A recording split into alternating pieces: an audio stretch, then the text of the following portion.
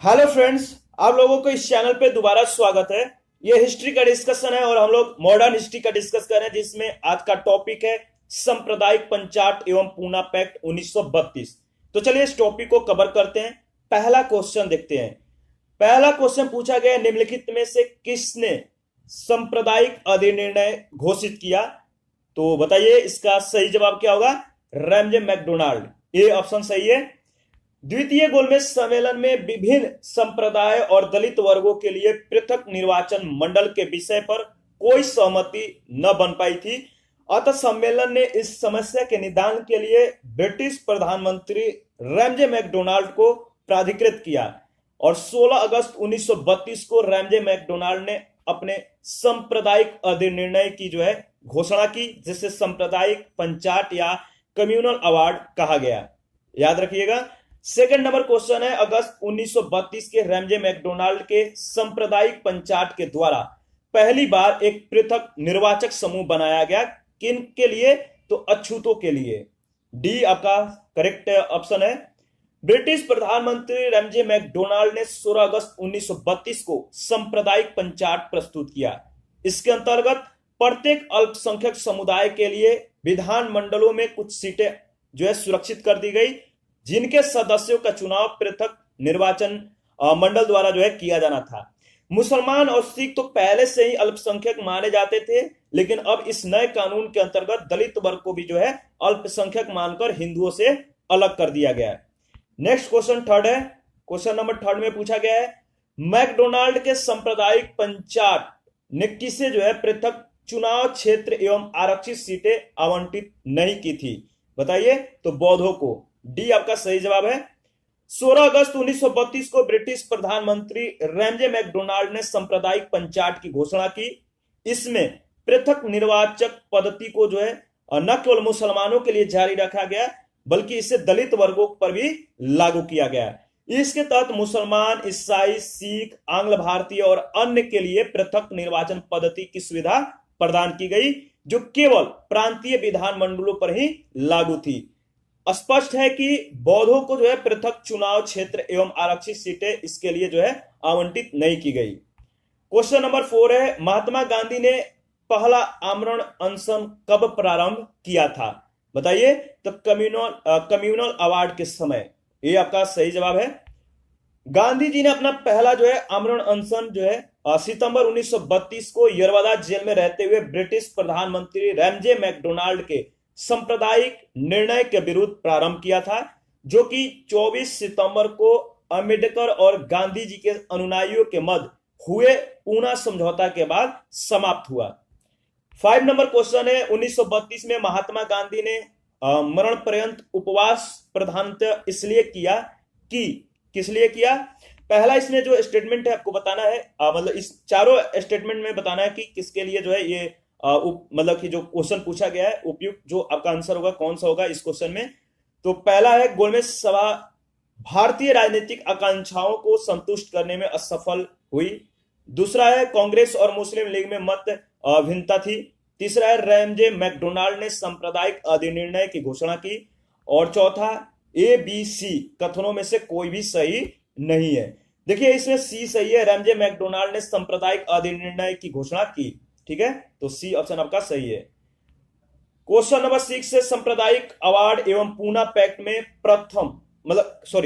सांप्रदायिक अवार्ड और पूना पैक्ट में क्रमशः दलित वर्ग के लिए कितने सीटें दी गई थी? तो बताइए। तो देखिए पूना सांप्रदायिक अवार्ड और पूना पैक्ट में दलित वर्ग के लिए सांप्रदायिक अवार्ड के लिए 71 और पूना पैक्ट में 147 दलित वर्गों के लिए सीटें दी गई। आपका बी सही जवाब है। और आगे बढ़ते हैं। 7 नंबर क्वेश्चन है, पूना पैक्ट संबंधित था। बताइए किसके लिए? तो पूना पैक्ट दलित वर्गों के लिए दलित वर्गों से संबंधित था। आपका ए सही जवाब है। और नेक्स्ट क्वेश्चन 8 है, पूना समझौता का उद्देश्य था क्या था? तो दलित वर्गों को प्रतिनिधित्व देना। बी आपका सही जवाब है। और 9 नंबर क्वेश्चन है, कथन ए, पूना पैक्ट ने कम्युनल अवार्ड के उद्देश्य को धाराशाही कर दिया। और आर देखते हैं।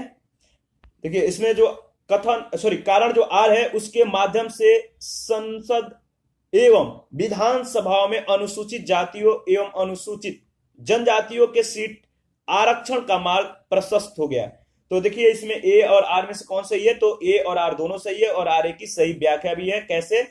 16 अगस्त 1932 को रैमजे मैकडोनाल्ड ने अपने सांप्रदायिक निर्णय यानी कम्युनल अवार्ड की घोषणा की और इस अधिनिर्णय के तहत मुसलमानों, यूरोपियों और सिखों के साथ साथ दलित वर्गों के लिए भी पृथक निर्वाचन मंडल का प्रावधान किया गया। इसके विरोध में गांधी जी 20 सितंबर को आमरण अनशन पर बैठ गए और अंततः 24 सितंबर 1932 को पूना में एक समझौता हुआ जिसमें दो शर्तों के आधार पर जो है संयुक्त निर्वाचन मंडल बनाए जाने के संबंध में सहमति हुई। ये दो शर्तें क्या थी? पहला था विभिन्न प्रांतीय विधानमंडलों में दलित वर्गों के लिए 148 सीटें आरक्षित की गई, जबकि सांप्रदायिक अधिनिर्णय में केवल 71 सीटें जो है व्यवस्थित थी। दूसरा जो था, दूसरे केंद्रीय विधानमंडल में सामान्य वर्ग की सीटों में जो है इसमें 18 सीटें यानी 18% सीटें दलित वर्ग के लिए आरक्षित की गई।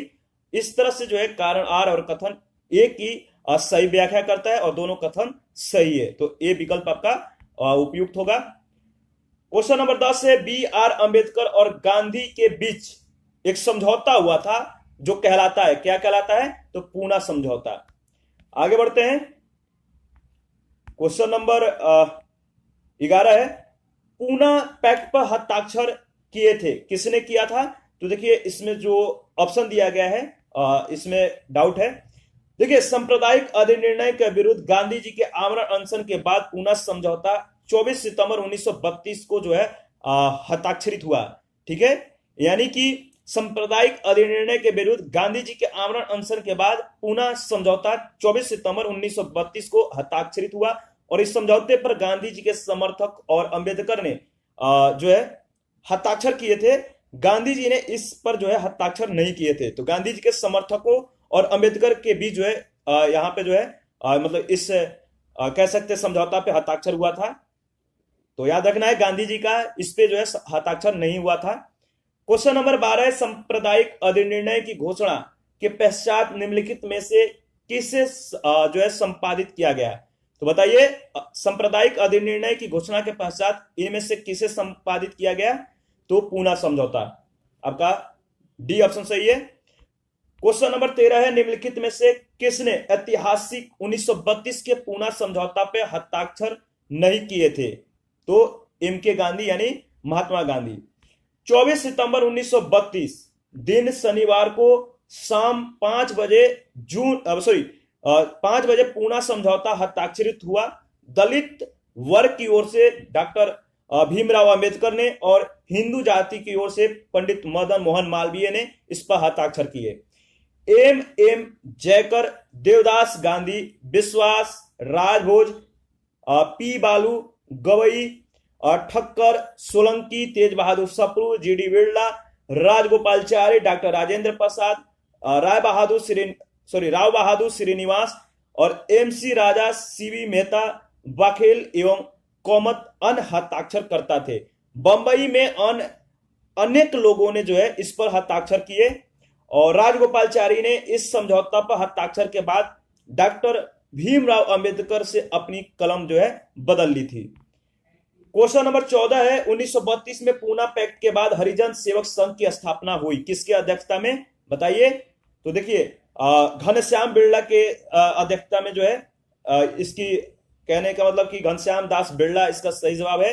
हरिजन सेवक संघ की स्थापना हुई थी पूना पैक्ट के बाद इनकी अध्यक्षता में। और आगे बढ़ते हैं, इसके बारे में 2-4 पॉइंट है जो देख लेते हैं। पूना समझौता 1932 के बाद महात्मा गांधी की रुचि सविनय अवज्ञा आंदोलन में नहीं रही। अब वह पूरी तरह से जो है अस्पृश्यता विरोधी आंदोलन में रुचि लेने लगे थे और इस प्रकार अखिल भारतीय अस्पृश्यता विरोधी लीग की स्थापना हुई जिसका नाम परिवर्तित करके हरिजन सेवक संघ कर दिया गया। घनश्याम दास बिरला इसके प्रथम अध्यक्ष थे। 15 नंबर क्वेश्चन है ऑल इंडिया अनटचेबिलिटी लीग बाद में जिसका नाम बदलकर हरिजन सेवक संघ हुआ, इसके प्रथम अध्यक्ष निम्नलिखित में से थे, कौन थे? तो आपको पता है घनश्याम दास बिरला। ठीक है, तो इसमें बी आपका सही जवाब है। और 16 नंबर जो क्वेश्चन है 1932 में स्थापित अखिल भारतीय अछूत विरोधी लीग के प्रथम प्रेसिडेंट थे? कौन थे? जेडी बिरला थे।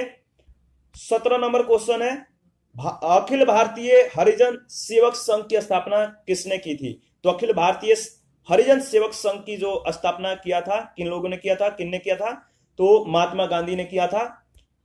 राष्ट्रपिता महात्मा गांधी अखिल भारतीय हरिजन सेवक संघ या हरिजन मतलब ये जो हरिजन संघ था, बाद में या कह सकते हैं इसका नाम हरिजन सेवक संघ भी कहलाता था, मतलब लोग कहते थे।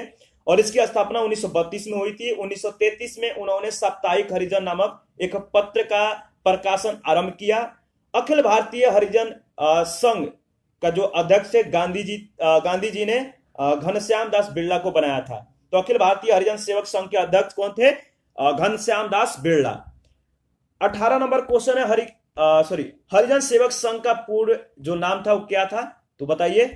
देखिए इसमें all India anti untouchability league, B है all India depressed classes association, C है depressed classes association for social reforms, और डी में है एसोसिएशन ऑफ अनटचेबल्स। तो ए ऑप्शन सही है। महात्मा गांधी 30 सितंबर 1932 को समाज से अस्पृश्यता मिटाने के लिए all India anti untouchability league की स्थापना की, जिसका नाम आगे चलकर हरिजन सेवक संघ पड़ गया था। 19 नंबर क्वेश्चन है, दलित वर्गों का संघ स्थापित किया गया था? बताइए। Doctor B R. अंबेडकर के द्वारा। ये ऑप्शन सही है। 1920 ईस्वी में डॉक्टर भीमराव अंबेडकर द्वारा the all India depressed class federation यानी दलित वर्गों का संघ की जो है स्थापना की थी। 1924 में डॉक्टर अंबेडकर ने बंबई में दलित वर्ग संस्थान यानी बहिष्कृत हितकारिणी सभा की स्थापना की, और 3 वर्ष के बाद 1927 में उन्होंने मराठी पाक्षिक बहिष्कृत भारत का प्रकाशन आरंभ किया। इसी वर्ष सवर्ण हिंदुओं और अछूतों में सामाजिक समानता के सिद्धांत का प्रचार करने हेतु उन्होंने समाज समता संघ जो है स्थापित किया। जीवन के अंतिम समय में इन्होंने बौद्ध धर्म अपना लिया था। तो याद रखिएगा। 20 नंबर क्वेश्चन है, निम्नलिखित में से किसने कहा था महात्मा गांधी क्षणिक भूत की भांति धूल उठाते हैं लेकिन अस्तर नहीं? तो देखिए ये जो बात कहे थे किसने कहा था? तो डॉक्टर भीमराव अंबेडकर ने। ये सही जवाब है। 14 अगस्त 1931 को बंबई में महात्मा गांधी से वार्ता के दौरान डॉक्टर भीमराव अंबेडकर ने कहा था, इतिहास बताता है कि महात्मा क्षणिक भूत की भांति जो है धूल उठाते हैं, मतलब उड़ाते हैं, लेकिन अस्तर नहीं उठाते। और मतलब कि दलितों की स्थिति के बारे में गांधी जी और अंबेडकर के बीच जो है मतभेद था।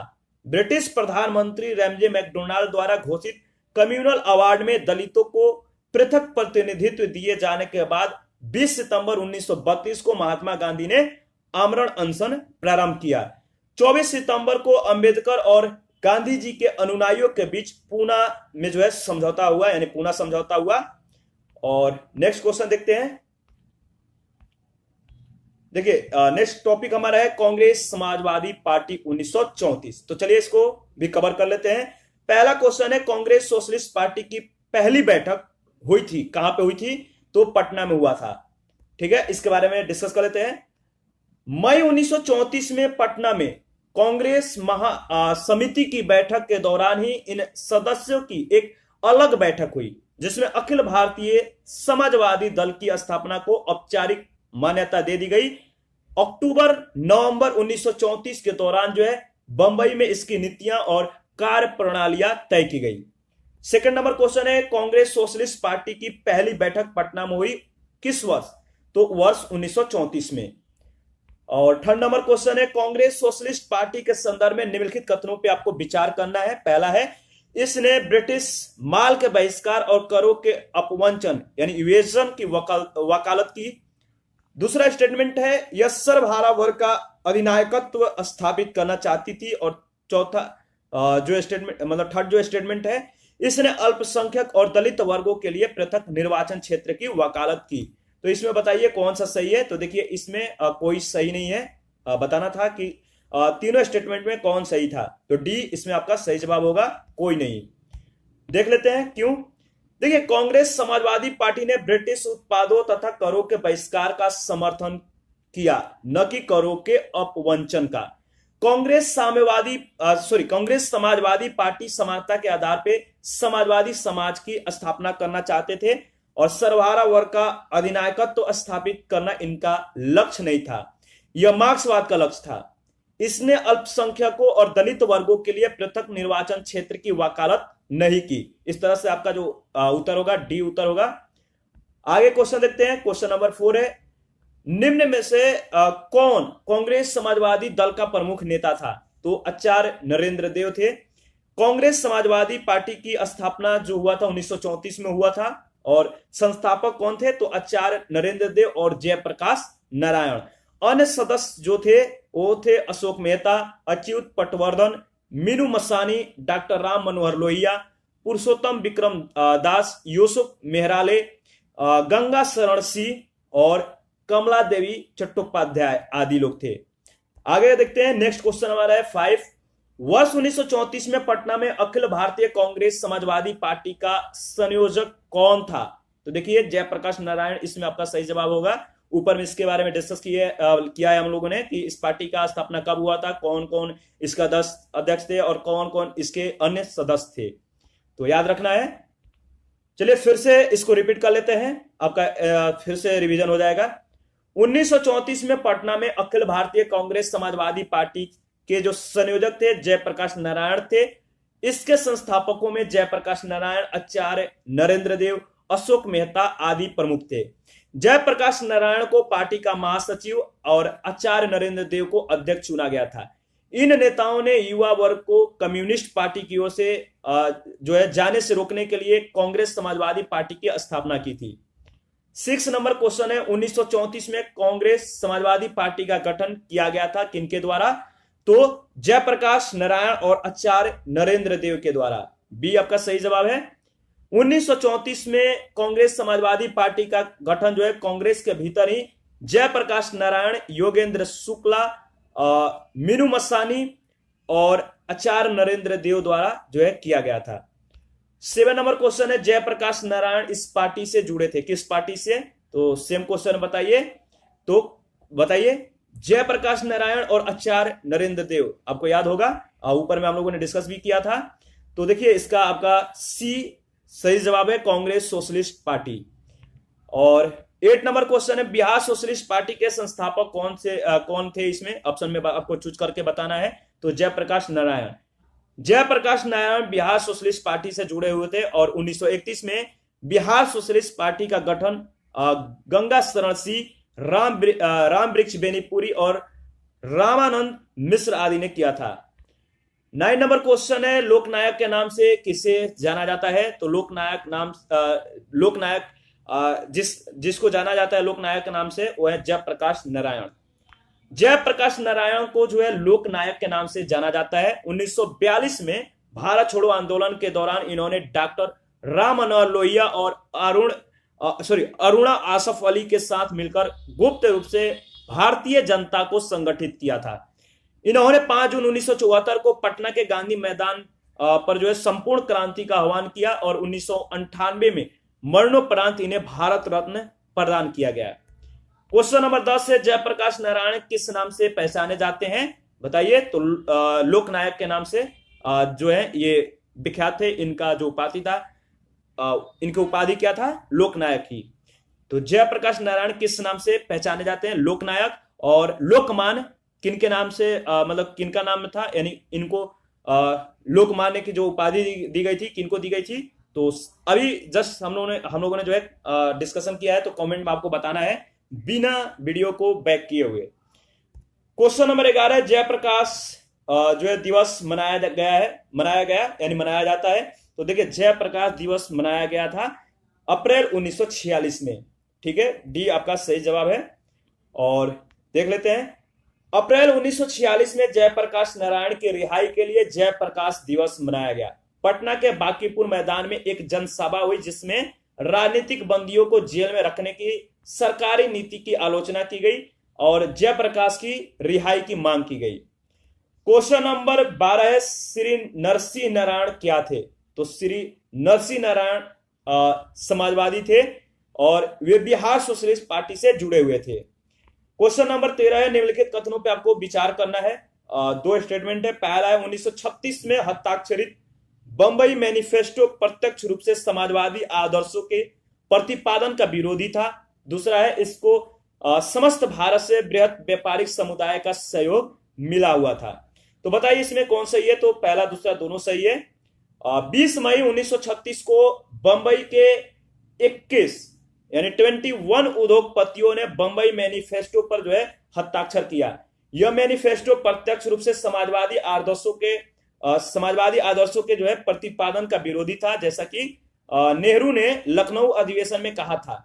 इस मैनिफेस्टो को बृहद व्यापारिक समुदाय का सहयोग भी मिला, इसलिए जो है प्रश्न का दोनों में जो कथन है, दोनों विकल्प है सही है।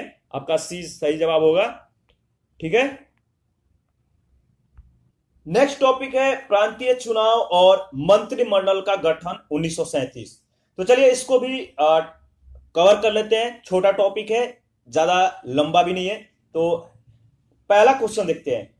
1937 में संपन्न विधानसभा चुनाव में इंडियन नेशनल कांग्रेस को निम्न में से किस प्रांत में पूर्ण बहुमत नहीं मिला था? तो पंजाब में जो है ऐसे पूर्ण बहुमत नहीं मिला था। तो सी आपका सही जवाब है और इसके बारे में डिस्कस कर लेते हैं, इंपॉर्टेंट है। 1935 के भारत सरकार अधिनियम के आधार पे फरवरी 1937 में प्रांतीय विधानमंडलों के चुनाव हुए, जिनमें कांग्रेस ने अपनी प्रतिद्वंदी दलों का जो है सफाया करते हुए 5 प्रांतों मद्रास यहां पे जो है 65% मतों के साथ 215 में से 159 सीटें प्राप्त हुई। बिहार 75% मतों के साथ 152 में से 98 सीट प्राप्त हुए। मध्य प्रांत और बरार 61% मतों के साथ 112 में से 70 सीटें। संयुक्त प्रांत 65% मतों के साथ 228 में से 134 सीटें और उड़ीसा 60% मत के साथ 60 में से 36 सीटें जो है इसमें पूर्ण बहुमत प्राप्त किया। कांग्रेस बंबई लगभग कहने का मतलब पूर्ण बहुमत के साथ असम उत्तर पश्चिम प्रांत में सबसे बड़े दल के रूप में उभरी। केवल बंगाल, पंजाब और सिंध में ही, याद रखना है, बंगाल, पंजाब और सिंध में ही कांग्रेस सबसे बड़े दल बनने से वंचित रह गई थी। जुलाई 1937 में कांग्रेस ने 6 प्रांत मद्रास, संयुक्त प्रांत, मध्य प्रांत, बिहार, बंबई, उड़ीसा में अपनी जो है सरकारें गठित की।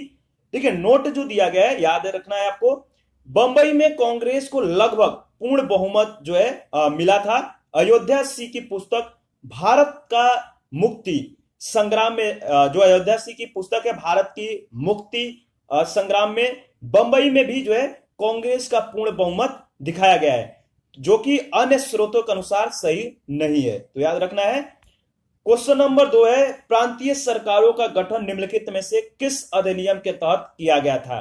तो 1935 के अधिनियम के तहत। क्वेश्चन नंबर 3 है, 1935 के अधिनियम के तहत कराए गए विधानसभा चुनाव में से किस राज्य में कांग्रेस ने पूर्ण बहुमत नहीं प्राप्त किया? याद रखना है, 3 ऊपर में हम लोगों ने 3 नाम याद मतलब कि रिपीट किया है, कहने को मतलब डिस्कस किया है उसके बारे में। तो 3 प्रांत आपको याद होना है। इसी तरह से क्वेश्चन पूछ लिए जाएंगे और उन तीनों प्रांतों में से यहां पे आपको ऑप्शन 1 दिया गया है, वो है बंगाल। ठीक है। क्वेश्चन नंबर 4 है, वह कौन सा प्रांत था जहां पे 1937 के आम निर्वाचन में भारतीय राष्ट्रीय कांग्रेस को पूर्ण बहुमत नहीं प्राप्त हुआ था? सेम क्वेश्चन देखिए पूछा जा रहा है, ये असम है, बी ऑप्शन आपका सही है। और नेक्स्ट क्वेश्चन देखते हैं। क्वेश्चन नंबर 5 है, 1937 के चुनाव में कांग्रेस द्वारा बहुमत प्राप्त प्रांतों की संख्या कितनी थी बताइए? तो देखिए इसमें सी ऑप्शन आपका सही है, 5 है। और 6 नंबर क्वेश्चन है, ब्रिटिश भारत के निम्नलिखित प्रांतों पर आपको विचार करना है और उन प्रांतों को पहचानने हैं जहां पे 1937 में भारतीय राष्ट्रीय कांग्रेस का प्रतिमंडल नहीं बना। पहचानिए वो कौन सा प्रांत था। देखिए इसमें जो आपका ऑप्शन होगा बी ऑप्शन सही है, बंगाल और पंजाब होगा। ठीक है, तो बी याद रखना है। इसके बारे में देख लेते हैं। कहने का मतलब इसके बारे में तो वैसे देखे थे, पंजाब प्रांत जो है, पंजाब और बंगाल, यहां पे इन्होंने पूर्ण बहुमत के साथ जो है अपनी कहने का मतलब कि पार्टी को गठित नहीं कर पाए थे, सरकार नहीं बना पाए थे, यहाँ पे इन्हें पूर्ण बहुमत नहीं मिला था। तो और भी स्टेट थे जो पूर्ण बहुमत नहीं मिले थे, तो आपको जो है कमेंट में बताना है। क्वेश्चन नंबर 7 है वह प्रांत जहां पे 1937 के आम चुनाव के बाद भारतीय राष्ट्रीय कांग्रेस ने अपनी सरकार नहीं बनाई। तो देखिए बंगाल होगा, ये ऑप्शन आपका सही है। जुलाई 1937 के दौरान 6 प्रांतों में भारतीय राष्ट्रीय कांग्रेस ने अपने मंत्रिमंडल गठित किए थे। याद रखना है आपको, ये 6 प्रांत कौन कौन से थे? मद्रास, बंबई, मध्य प्रांत, उड़ीसा, बिहार और संयुक्त प्रांत। बाद में पश्चिमोत्तर प्रांत और असम में भी जो है कांग्रेस ने अन्य सहयोगियों के साथ जो है मिलकर गठबंधन मंत्रिमंडल बनाए थे। क्वेश्चन नंबर 8 है निम्न में से किस एक प्रदेश में 1935 अधिनियम के अंतर्गत कांग्रेस की मंत्री परिषद का गठन जो है नहीं हुआ था? तो देखिए 1935 के अधिनियम के अंतर्गत कांग्रेस के मंत्री परिषद का गठन जो है आपका पंजाब में नहीं हुआ था। डी आपका सही जवाब है। क्वेश्चन नंबर नेक्स्ट देखते हैं 9। वर्ष 1937 के चुनाव में कितने प्रांतों में कांग्रेस का मंत्रिमंडल बना था? बताइए। तो 6 प्रांतों में। 1935 के भारत सरकार अधिनियम के आधार पर फरवरी 1937 में प्रांतीय विधानमंडल के चुनाव हुए, जिनमें कांग्रेस ने अपनी प्रतिद्वंदी दलों को सफाया करते हुए 5 प्रांत मद्रास, ठीक है, बिहार और संयुक्त प्रांत, मध्य प्रांत, बरार और उड़ीसा जो है इन जगहों पे अपना पूर्ण बहुमत प्राप्त किया। कांग्रेस बंबई में लगभग पूर्ण बहुमत के साथ असम और उत्तर पश्चिम प्रांतों में सबसे बड़े दल के रूप में उभरी। केवल बंगाल, पंजाब और सिंध में ही कांग्रेस सबसे बड़े दल के रूप में जो है बनने से वंचित रह गई। जुलाई 1937 के दौरान 6 प्रांतों में भारतीय राष्ट्रीय कांग्रेस ने अपने मंत्रिमंडल गठित किए। ये प्रांत कौन कौन से थे? तो मद्रास था, बंबई था, मध्य प्रांत, उड़ीसा, बिहार और संयुक्त प्रांत था। बाद में पश्चिमोत्तर प्रांत और असम में भी कांग्रेस ने अन्य सहयोगियों के साथ मिलकर गठबंधन मंत्रिमंडल बनाए थे। उत्तर प्रदेश लोक सेवा आयोग द्वारा जारी उत्तर पत्रक में इसका जो है इस प्रश्न को जो है मूल्यांकन से बाहर कर दिया था। 10 नंबर क्वेश्चन है 1935 के अधिनियम के उपरांत 1937 में हुए चुनावों में गठित कांग्रेस मंत्रिमंडलों का कार्यकाल था कितना था? तो 28 माह। 1935 के अधिनियम के अंतर्गत 1937 में हुए चुनाव में गठित कांग्रेस मंत्रिमंडल का जो कार्यकाल था वो 28 माह थे। जुलाई 1937 के दौरान 6 प्रांतों में इसने अपने मंत्रिमंडल गठित किए थे। ये 6 प्रांत कौन कौन से थे? नाम याद रखना है, मद्रास है, बंबई है, मध्य प्रांत है, उड़ीसा है, बिहार है और संयुक्त प्रांत है। बाद में पश्चिमोत्तर प्रांत और असम में भी कांग्रेस ने मंत्रिमंडल बनाए थे अन्य पार्टियों के सहयोग के साथ। और द्वितीय विश्व युद्ध में भारतीयों की स्वीकृति के बगैर ब्रिटेन द्वारा भारत को शामिल किए जाने के विरोध में 22 अक्टूबर 1939 को सभी कांग्रेसी मंत्रिमंडलों ने जो है त्याग पत्र दे दिया। कांग्रेसी मंत्रिमंडलों